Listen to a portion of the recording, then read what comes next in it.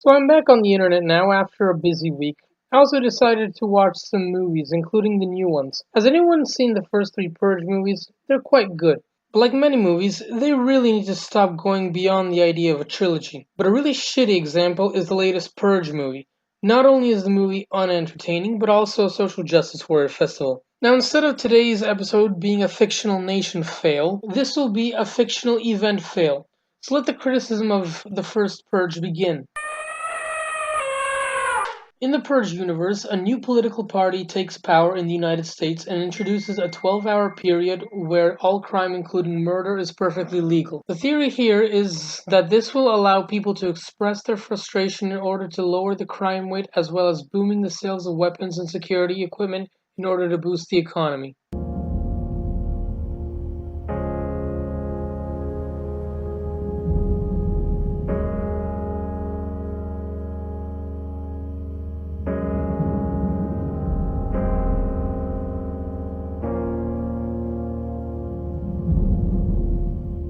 But in reality, the purge is actually a means of artificial population control, where the elites cull the herd by killing off poor people, and the government even sends mercenaries to help.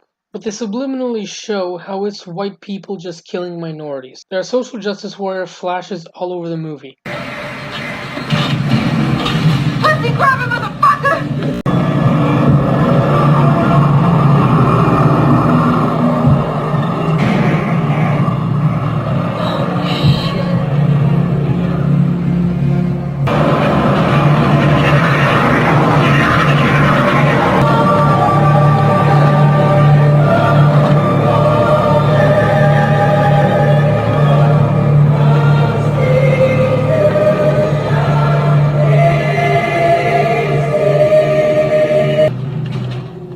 NFFA been putting all this shit in the streets, y'all.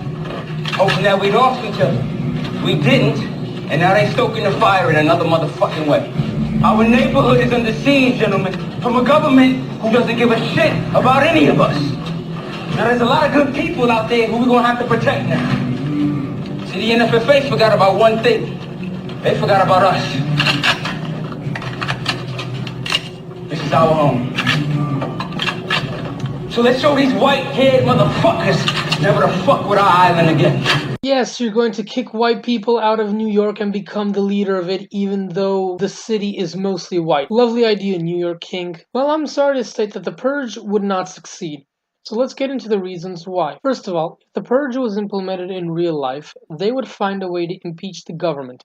No one would allow it to happen. But let's go beyond that and see what it would be like. In the films, the US people are seen worshipping the Purge like a cult. They will not kill anyone at 6:59 p.m. or 7:01 a.m. Here's the thing. How would anyone know you killed anyone at 6:59 or 7:01? People would certainly extend their little escapades. The second part I want to touch on is how in the movie, bands of psychopaths run around killing everyone they see.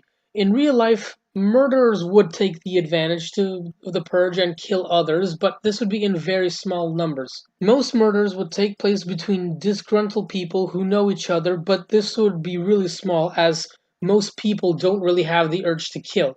Originally, when a lawless zone takes place, you have massive civil unrest, looting, and rioting taking place. However, in a purge incident, this would be a target for psychos. Most people would be too afraid to venture outside and would spend time beforehand bunkering down their homes and waiting out the 12 hours while any fighters would battle it in the streets. Regarding the government sending mercenaries to kill the poor, well, I agree that that would happen, but this would be also in small numbers, as large government sponsored groups would pose a too high profile and the public would eventually have a low opinion of the government. Regarding the booming of the economy, that just wouldn't happen either. One movie logic criticism of the Purge is how everyone has 12 hours to get rich by robbing banks and yet they choose to kill people. But guess what? People are going to rather do these things than kill random people. Banks would be robbed and so the money used to fund the city will be gone.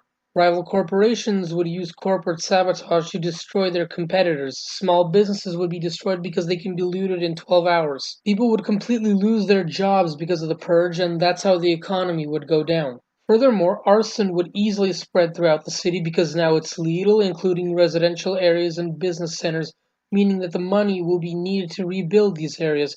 However, it's unfortunately going to be looted. Insurance would be very unhappy. In cities like Baltimore and Philadelphia, there are still places that haven't recovered from riots that date back to the 1960s.